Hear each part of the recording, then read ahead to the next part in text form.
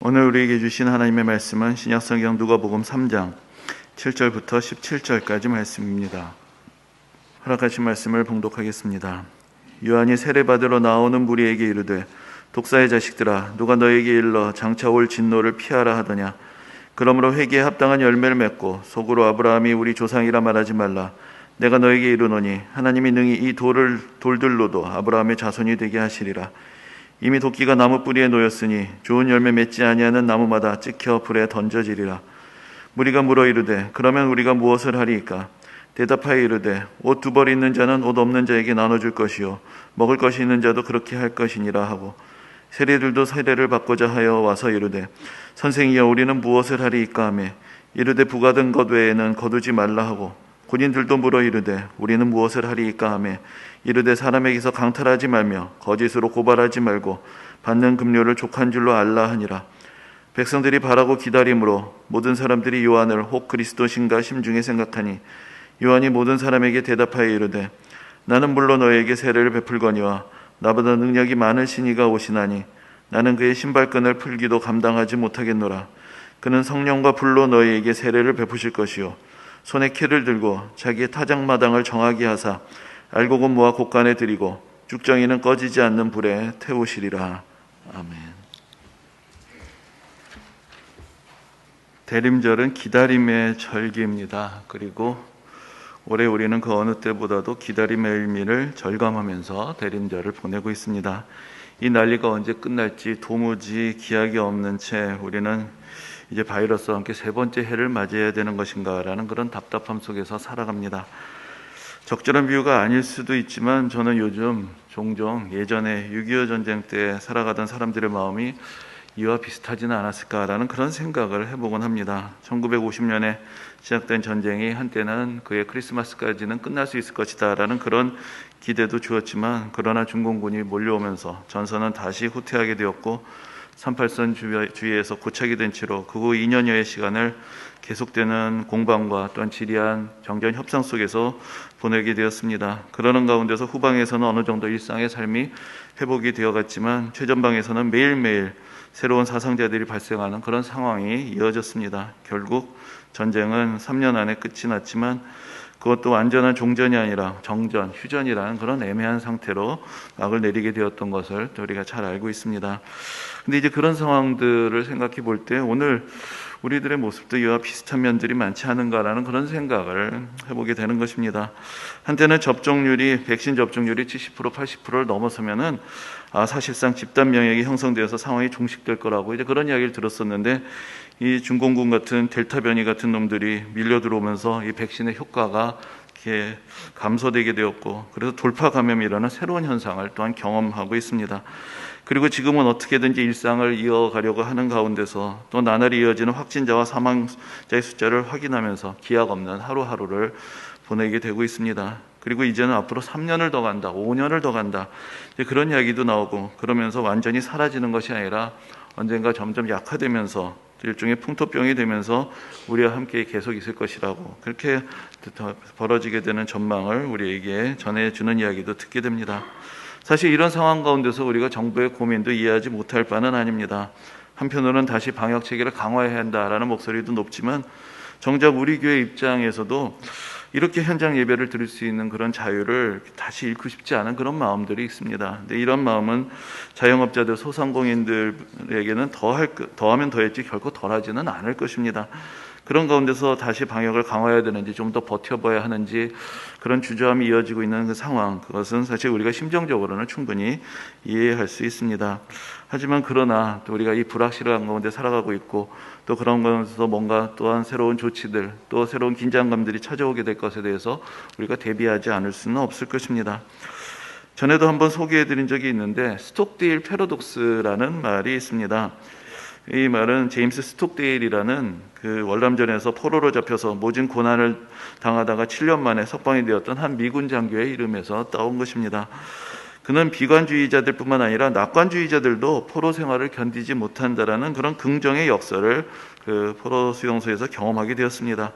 처음에 포로가 되었던 사람들은 그래도 성탄절까지는 풀려나겠지라는 그런 기대를 하다가 또 성탄절이 지나면 그래도 부활절까지는 풀려나겠지라는 그런 기대를 하게 되더라는 것입니다. 그런데 부활절도 지나게 되면서 그 희망이 다시 절망으로 바뀌게 되니까 현실을 냉철하게 직시하지 못하고 그냥 단순히 풀려나겠지라는 긍정적인 기대만 하던 낙관주의자들이 그 기대가 이루어지지 못할 때 더 크게 상심을 하면서 결국은 포로 생활을 이겨내고 살아남는 데 실패하게 되더라.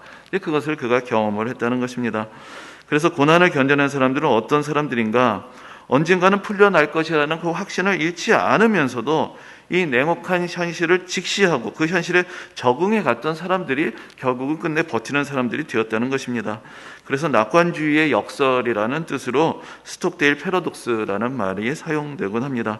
무조건 잘 될 것이라는 기대보다는 우리가 현실을 직시하고 거기에 적절하게 반응하고 대응하는 것이 필요하다는 것을 우리에게 깨우쳐주는 말입니다. 우리로서도 앞으로 어떻게 될지 모든 것이 불확실한 가운데 하루하루 우리에게 주어진 일들, 우리가 할 수 있는 일들에 최선을 다하면서 그래도 끝까지 희망을 잃지 않고 살아가는 것, 그것이 우리 앞에 놓여있는 유일한 선택지가 아닌가라는 그런 생각도 해봅니다. 오늘 본문은 우리가 지난주에 이어서 계속해서 세례 요한에 대해서 듣게 되는데 이 세례 요한이 선포했던 그 말씀의 내용에 대해서 우리에게 전해주고 있습니다. 그리고 우리는 오늘 본문을 통해서 이 시대 이 불완전하고 부정한 현실을 어떻게 희망을 가지고 견뎌내고 살아갈 수 있을까에 대한 또한 귀한 지혜의 말씀도 함께 듣게 됩니다. 세례 요한은 광야에서 외치는 자의 소리로 부름을 받았습니다. 그래서 이스라엘 백성들에게 죄 사함을 얻게 하는 회개의 세례를 전파합니다.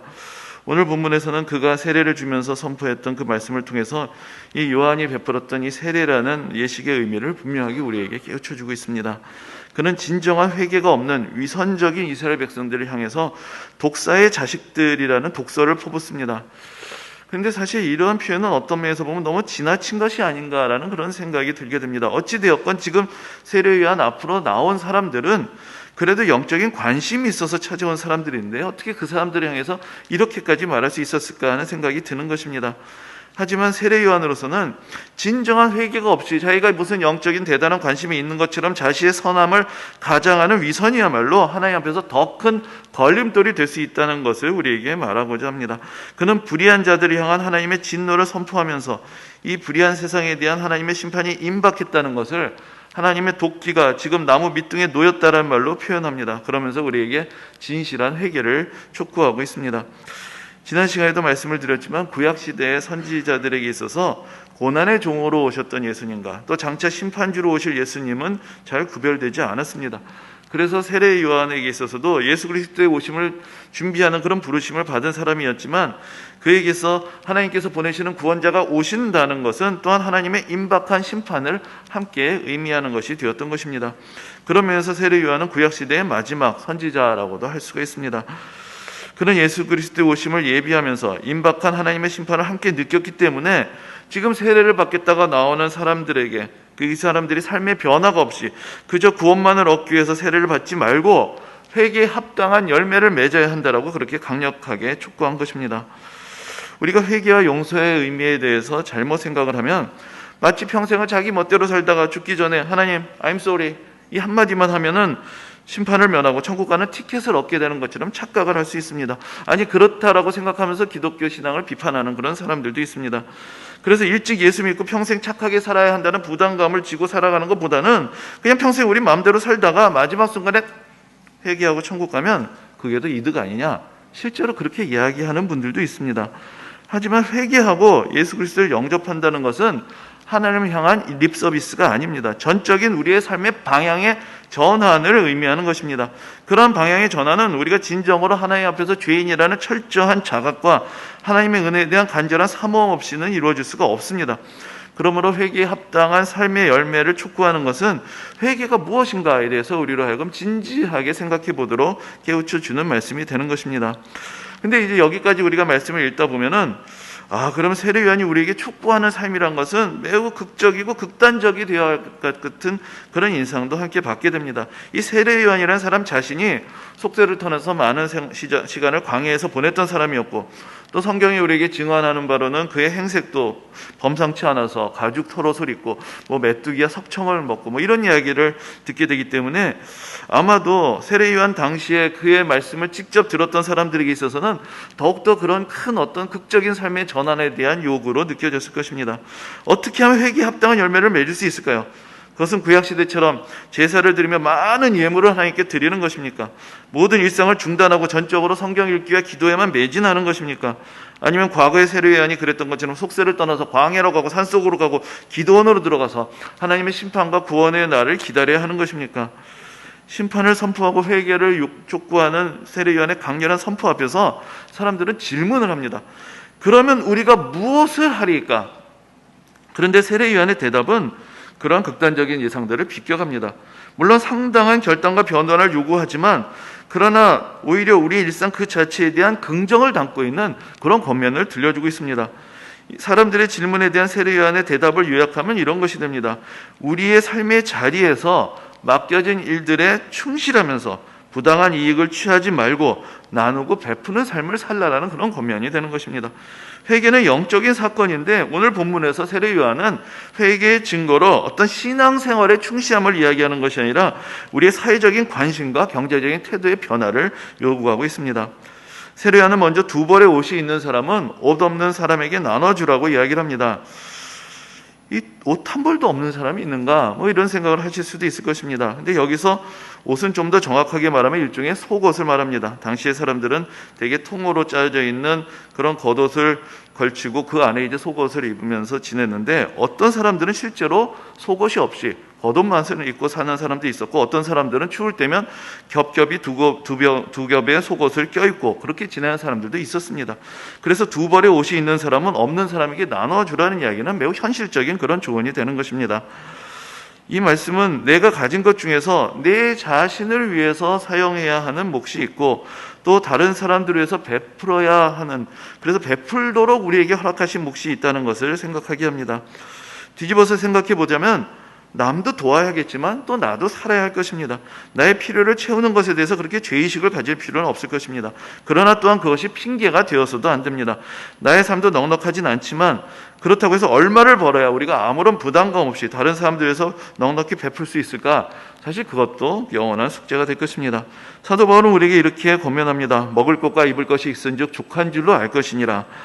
늘 스스로 부족하게 생각하면서 살아가기 때문에 여유가 없고 베풀지 못하지만 사실 우리가 가지고 있는 것이 그렇게 작지 않다는 것, 이미 하나님께서는 우리에게 입을 것과 먹을 것을 공급해 주셨다는 것을 깨달을 때 우리는 우리의 마음의 문을 좀 더 열 수 있고 우리의 손을 더 넓은 더 많은 사람들을 향해서 베푸는 손으로 만들어갈 수가 있을 것입니다. 그런데 이어서 세례 요한이 세리와 군인들에게 해준 권면을 듣게 될 때 우리는 사실은 좀 더 당황하게 됩니다. 신약 성경에서 세리들은 부정적인 이미지로 자주 등장합니다. 당시 세리라는 존재는 우리가 생각하는 어떤 오늘날의 세무 공무원과는 좀 다른 존재입니다. 당시의 로마 제국은 세금을 걷는 것을 일종의 징세 청부업자들에게 위탁을 합니다. 그래서 입찰 과정을 거쳐서 이 세금을 더 많이 거두겠다고 약정한 사람에게 이 징세 업무를 위임했습니다. 그래서 이제 국가의 어떤 필요한 세액을 산정을 하고 입찰을 해서 가장 높은 액수를 적어낸 사람이 징세권을 따내게 되는 것입니다. 그렇게 하려면 어떻게 해야 될까요? 징세권을 따내기 위해서는 가능한 높은 액수를 적어내야 했을 것입니다. 그리고 징세권을 따낸 사람은 먼저 약속한 금액을 로마 제국에게 지불해야 했습니다. 그리고 나서 세금을 거두게 되기 때문에 이 징수액이 미달하게 되면 자기가 그 차액만큼 손해를 보는 그런 구조가 되었습니다. 처음부터 징세권을 따내기 위해서 높이 설정한 목표를 달성해서 악착같이 세금을 거둬야 했고 거기에다가 그 징세권을 얻고자 했던 이유 자체가 그렇게 미치는 장사를 할 수 있는 위험을 감내하기 위한 것이 아니라 그 징세권을 이용해서 또 자기가 치부를 하기 위한 그런 의도가 있었기 때문에 일반 백성들이 보기에 세리들의 태도가 결코 곱게 보일 리는 없었을 것입니다. 로마는 이런 방식으로 세금을 징수하는 과정에서의 갈등을 식민지 주민들 사이의 갈등으로 넘겨버리고 징세의 비용까지도 세금을 내는 사람들에게 전가시켜버렸습니다. 이렇게 일정 지역에서 징세권을 따낸 징세 청부업자들이 자기 밑에 세리를 두고 세금을 거두게 됩니다. 이 사람들도 이 징세 청부업자와 일정한 계약을 맺어서 자기에게 할당된 금액 이상을 거두면 그것을 자기 몫으로 챙기는 그런 관행이 그 당시에 실시되고 있었던 것입니다. 그래서 세리들이 부정적인 이미지를 가지고 있었던 것은 한편으로는 그들이 로마 제국에 적극적으로 협력하고 있다라는 그런 이미지 때문이었고, 또 한편으로는 그들이 악착같이 세금을 걷어내면서 그 가운데서 치부를 하고 있었기 때문이었습니다. 그런데 이런 세리들이 세리요한을 찾아왔을 때, 그래서 우리는 어떻게 해야 합니까? 라고 얘기를 했을 때 세리요한은 이렇게 대답합니다. 부과된 것 외에는 거두지 말라라고 말합니다. 근데 여기서 중요한 것은 세금을 거두는 것 자체가 불의한 것이라고 말하지 않는다는 것입니다. 그렇기 때문에 이 이야기 속에는, 이 부과된 것 속에는 세금을 걷는 과정에서의 정당한 지출이나 소정의 생활비 자체를 부정하는 것이 아니라는 것을 우리가 알 수 있습니다. 세금을 걷는 것이 악하게 되는 것은 공익을 위한 지출을 감당하기 위해서 세금을 거두는 것 자체가 아니라 그 과정에서 인간의 탐욕이 빚어내는 부당한 비리가 백성들의 고통을 가중화시키고 있었기 때문이었습니다. 그렇기 때문에 회개하고 하나님 앞으로 나오는 사람들은 공익을 우선하면서 개인의 탐욕을 절제함으로 삶의 변화를 보여야 했던 것입니다. 당시에는 세리를 부정한 직업으로 보는 사람들이 많았지만 사실 우리가 복음서를 읽어보면 예수님도 세리를 멀리하지 않으셨습니다. 오히려 세리와 죄인들의 친구라는 그런 별명을 얻기도 하셨습니다. 예수님이 로마 제국에 대항한 대단한 혁명가로 그렇게 보려는 사람들이 과거에도 있고 현재에도 있어 왔지만, 그러나 세리들에 대한 태도를 보면 꼭 그렇지만은 않으셨다는 것을 알 수 있습니다. 세리 요한처럼 예수님도 세리들 가운데 좋은 세리도 있고 나쁜 세리도 있다는 것을 보여주십니다. 공공의 이익을 위한 세금의 필요성 자체를 긍정하신 것이고, 그 과정에서 사리사욕을 채우는 것에 대해서 경고하시는 것입니다. 그래서 우리가 잘 아는 대로 예수님을 영접했던 삭개오도 자기 자신이 세리로 살아왔던 것에 대해서 회개하지 않았습니다. 하지만 자기 자신의 절반을 가난한 사람들에게 나눠주고 그가 부당하게 거둔 것에 대해서 네 갑절로 돌려주겠다라고 예수님 옆에서 서약을 하는 그런 모습을 보게 됩니다. 이런 관점은 오늘 본문에 등장하는 군인들에게까지도 적용이 됩니다. 당시에 군인이란 존재는 그야말로 부당한 권력의 하순이 되기 쉬운 그런 존재였습니다. 근데 이제 오늘 본문에 등장하는 군인들이 어떤 사람들이냐? 이 사람들이 우리가 생각하는 그런 갑옷을 입은 로마 병정들이냐? 근데 아마 우리의 전후의 맥락과 상을 보면 이 사람들은 이방인이라기보다는 하나님의 말씀에 관심이 있는 유대인들이었다라는 것을 알 수 있습니다. 그럼 유대인들도 군인이 있었느냐? 근데 우리가 지난 시간에도 말씀을 드렸지만은 이 갈릴리 지역 같은 경우에는 헤롯 안티파스라는 헤롯 가문의 왕이 다스리면서 그 휘하에 군대를 가지고 있었고, 그 군인들 대부분은 유대인들로 이루어진 군인들이었습니다. 그리고 또한 오늘 본문에서 보면 세리와 군인들이 같이 등장을 하게 되는데, 여기서 사실 그 당시에 세리와 군인들 간에 또한 묘한 연결관계가 있었기 때문입니다. 세금을 걷는다는 것, 그리고 세금을 운송한다는 것은 상당히 위험한 일이었기 때문에 많은 세리들이 군인들과 일종의 계약을 맺고 그래서 군인들의 보호를 요청을 하게 되었습니다. 그렇기 때문에 사실은 군인들은 한편으로는 헤롯 왕에게 충성을 다하고 또 한편으로는 세리들과 함께 동업을 하는 그런 존재였던 것입니다. 이렇게 생각을 해보면은 사실 군인들에 대한 일반인들의 의식도 그렇게 다르지 않았으리라는 것을 충분히 짐작할 수 있습니다. 그들의 존재는 당시에 많은 사람들이 불의한 권력이라고 생각했던 헤롯 가문의 지배를 유지시켜주는 사람들이었고, 또한 로마 제국의 통치를 위해서 부역하는 그런 사람들이었던 것입니다. 게다가 당시에 군인의 급료도 많지 않았습니다. 그런데도 사람들이 군인이 되고자 했던 것은 바로 군인들이 가지고 있는 이 칼의 힘 때문이었습니다. 이 군인들이 가진 칼이 꼭 국가를 위협하는 사람들에게만 향했던 것이 아니었기 때문입니다. 군인들에게 주어진 이 칼은 부당하게 백성들의 소유를 갈취할 수 있는 그런 위협이 되었습니다. 그래서 세례 요한은 군인들에게 사람들에게서 강탈하지 말고 급료를 족한 줄로 여기라고 그렇게 권면했던 것입니다. 여기서 우리는 이 세상 속에서 그리스도인의 삶의 자세가 어때야 하는지에 대한 귀중한 교훈을 얻을 수 있습니다. 세례 요한은 임박한 하나님의 진노의 심판에 대해서 경고하는 사람이었지만, 그러나 그런 임박한 심판에 대한 삶의 자세가 결국은 자기의 삶의 자리에서 최선을 다하며 살아가는 것이라고 그렇게 가르쳐 주었습니다. 이 세상이 불의하다고 세상과의 관계를 다 단절하면서 살아가는 것도 아니고, 또한 이 세상이 불의한 제도와 관행 때문에 나는 어쩔 수 없었다고 핑계를 대면서 세상과 타협하면서 살아가는 것도 아닙니다. 그 사이에서 우리는 좌로나 우로나 치우치지 말고 믿음의 바른 길을 찾아가야 하는 것입니다. 세리나 구인의 본분은 사실은 공익에 위한 헌신에 있습니다. 그러나 그 지위가 사욕을 위한 자리가 될 수도 있습니다. 중요한 것은 세리냐 아니냐, 군인이냐 아니냐가 아니라 어떤 세리냐, 어떤 군인이냐에 있었던 것입니다. 제가 굳이 말씀드릴 필요도 없겠지만은 사실 목사라는 자리도 하나님을 섬기며 성도님들을 섬기는 거룩한 직분도 될 수 있고, 또 얼마든지 타락하고 교만하고 부정한 일을 저지를 수 있는 그런 기회를 가질 수도 있습니다. 요즘 저도 여러 가지로 지난 시간들을 돌아보면서 때로는 반성도 하고 또 새로운 계획들도 세워보고 있습니다. 제 작은 바람으로는 새해부터는 뭔가 조금 더 변화된 모습을 보여드리고 싶기도 하고, 또 어떤 면에서는 조금씩 변화를 시도하고 있지만 아마 여러분들이 별로 체감하지 못하고 계실 것이라고 생각이 듭니다. 그래도 저로서는 우리가 잠언 말씀을 올해 또 쭉 묵상하기도 했지만 올해의 화두가 제 인생을 향상시키는 것이라고 생각을 해왔습니다. 이왕이면 좋은 목사가 되어야 할 텐데 여러 가지 현실적인 한계도 있고 제 자신의 부족함도 있습니다. 그러나 그것을 그냥 핑계로만 삼아서는 안 되겠고, 그래도 뭔가 오늘보다는 더 나은 내일을 위해서 또 제 안에 있는 여러 가지 위기와 또 여러 가지 유혹들을 넘어서는 그런 새로운 결단들이 필요하다는 것을 날마다 직면하면서 살아갑니다. 아마도 여러분들 모두도 다 비슷한 상황 속에 계실 것이라고 생각이 듭니다. 여러분들이 하시는 일이 어떤 일이든지 간에, 어떤 직업, 어떤 역할이 여러분들에게 주어져 있든지 간에 그 안에서 우리는 타락의 가능성과 성화의 가능성 모두를 가지고 있습니다.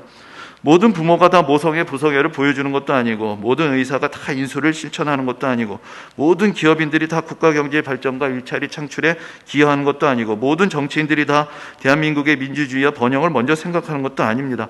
그러나 그 반대도 마찬가지일 것입니다. 어떤 자리에 있든지, 어떤 직업, 어떤 역할을 가지고 있든지 우리는 그 자리에서 선한 결실, 회개에 합당한 열매, 사회적인 기여, 인생의 보람을 누릴 수 있는 그런 기회들을 가지고 있습니다. 그런데 오늘 본문을 우리가 다시 한번 쭉 묵상을 해보면 우리 본문의 뒷변에 또 한 번의 반전이 이어지는 것을 보게 됩니다. 지금 세례요한은 무엇이라고 이야기합니까? 그는 물로 세례를 주면서 회개에 합당한 열매를 맺으라고 요구를 합니다. 그런데 그러면서 그는 자신이 할 수 없는 것을 자기보다 뛰어나신 분이 오심으로 이루어질 것이다라고 그렇게 증언합니다. 그분은 물이 아니라 성령과 불로 세례를 주시는 분이라고 말합니다. 그러면서 자기 자신은 그리스도가 아니며 오실 분의 길을 예비하시는 것이라는 자기 자신의 한계를 분명하게 이야기하고 있습니다. 그런 관점에서 오늘의 본문을 우리가 다시 생각해 보면 우리가 놓치기 쉬운 중요한 교훈을 한 가지 더 얻게 됩니다. 오늘 본문에서 세례요한이 말하고 있는 것은 매우 사회적인, 윤리적인 삶의 태도입니다. 어떤 사람들은 그것이 신앙의 전부인 것처럼 그렇게 이야기합니다. 그러나 적어도 오늘 본문에서 그런 삶은 예수 그리스도를 영접하기 위한 준비라는 자리에 놓여 있다는 것을 볼 수 있습니다. 사람과 사람 사이의 올바름도 중요한 것입니다. 그러나 우리에게는 또 다른 차원이 존재합니다. 그것은 바로 하나님과의 관계입니다. 성령 세례라는 것은 하나님의 영이 임하는 것이고, 우리가 하나님의 자녀가 되어 하나님의 은혜 안에서 새로워지고 하나님의 거룩하심을 닮아가며 하늘의 기쁨을 누리고 하늘의 평안을 누리는 그런 존재로 격상되는 것을 의미하는 것입니다. 불세례라는 것은 우리의 모든 거짓과 불의가 하나님의 은혜 안에서 용서받고 소멸되고 정화되어서 거룩한 하나님의 백성으로 살아가게 하시는 그런 은혜의 역사를 의미합니다. 성경은 특별히 오늘의 본문에서 세례 요한을 통해서 우리의 회개와 돌이킴에 있는 사회적인 윤리적인 차원을 결코 도외시하지 않는다는 것을 보여주고 있습니다. 오히려 매우 강조하고 있습니다. 그러나 또한 그것이 우리 인생의 전부가 될 수 없다는 것도 우리에게 함께 깨우쳐줍니다. 세례 요한은 우리에게 물로 세례를 주면서 우리가 정화되어야 하는 죄인이라는 것을 깨닫게 해주었습니다. 그러면서 우리에게 도덕적인 각성을 촉구하고 삶의 변화와 결단을 요구합니다. 그러나 이렇게 선한 각성과 결단이 그 자체로 완성되는 것이 아니라는 것도 우리에게 깨우쳐주고 있습니다. 우리에게는 성령과 불로 표현되는 하나님의 은혜가 절실히 필요합니다. 매일매일 우리를 찾아오는 유혹들, 죄의 유혹, 위선의 유혹, 교만의 유혹, 내로남불의 유혹을 맞서기 위해서는 우리에게는 성령의 역사가 필요하고 우리에게는 하나님의 은혜의 역사가 필요합니다. 우리의 모든 감춰진 거짓과 불의가 드러나는 하나님의 공의의 심판대 앞에서 우리를 건져주는 것은 그래도 우리는 착하게 살려고 노력했어요 라는 항변이 아니라 오직 하나님의 은혜 외에는 소망이 없다라는 우리의 자백이 하나님의 심판대 앞에서 우리를 건져주는 것입니다. 우리는 오늘도 예수 그리스도를 기다립니다. 예수님은 단지 우리에게 착하게 살고 서로 사랑하라고 가르쳤던 그런 과거의 인물, 과거의 성인, 과거의 위인이 아니십니다. 우리는 단지 그분의 가르치면서 윤리적인 교훈을 얻고 좀 더 착한 사람이 되기 위해서, 그래서 예수님의 과거의 삶을 회상하기 위해서, 과거의 가르침을 회상하기 위해서 이 자리에 모여서 예배드리는 것이 아닙니다. 우리는 예수 그리스도께서 우리에게 베풀어 주시는 성령과 불의 세례를 받기 위하여 오늘도 예수 그리스도를 기다리고 그분이 베푸시는 구원의 은혜를 갈망하면서 함께 모인 것입니다. 교회가 2000년 동안 예수 그리스도의 다시 오심을 기다릴 수 있었던 비결은 예수 그리스도께서 지금도 살아계시고 우리에게 성령으로 함께 하시며 우리 삶을 인도하고 계심을 믿고 경험해 왔기 때문입니다. 우리가 지난달에 길게 암송했던 그 사도 바울이 전해주었던 그 권면의 말씀이 있습니다. 그런데 그 기도를 촉구했던 그 말씀 가운데서도 한 가지 전제가 있었습니다. 사도 바울은 빌립보서 4장에서 이렇게 권면합니다. 주 안에서 항상 기뻐하라. 내가 다시 말하노니 기뻐하라. 너희 관용을 모든 사람에게 알게 하라. 주께서 가까우시니라. 아무것도 염려하지 말고 다만 모든 일에 기도와 간구로 너희 구할 것을 감사함으로 하나님께 아뢰라. 그러면 모든 지각에 뛰어난 하나님의 평강이 그리스도 예수 안에서 너희 마음과 생각을 지키시리라. 여기서 우리는 주께서 가까우시니라라는 그 말씀에 좀 더 주목해 보아야 합니다. 이 말씀은 바로 예수 그리스도께서 다시 오시는 것을 기다리는 믿음을 말합니다. 이 믿음을 가진 사람들이 하나님의 은혜를 의지하면서 다른 사람들에게 관용을 베풀고 범사에 감사와 기쁨을 가지고 살아가며 우리의 모든 염려와 불안을 기도로 이겨내면서 하나님의 평강을 누리며 살아갈 수가 있게 되는 것입니다. 참으로 우리는 답답한 시간들을 이어가고 있습니다. 우리의 인내의 한계를 경험하고 있습니다. 바로 이 시간이야말로 우리에게 하나님의 은혜가 절실히 요구되는 때이고 성령의 은혜가 간절히 필요한 때입니다. 오늘도 우리가 잘 버텨나갈 수 있도록, 우리가 이겨나갈 수 있도록, 우리가 이 모든 일 속에서 위로부터 부어주신 성령의 은혜로 회개에 합당한 열매를 맺을 수 있도록, 그리하여서 양식 있는 시민으로, 관대하고 너그럽고 이해심이 많은 벗으로 베풀고 나누며 다른 사람들을 먼저 생각하는 선한 이웃으로서, 그리고 무엇보다도 하나님을 더욱 사랑하고 의지하는 하나님의 자녀로서 살아갈 수 있는 그런 풍성한 은혜가 모든 성도님들에게 함께 하시기를 주님의 이름으로 축원합니다. 아멘.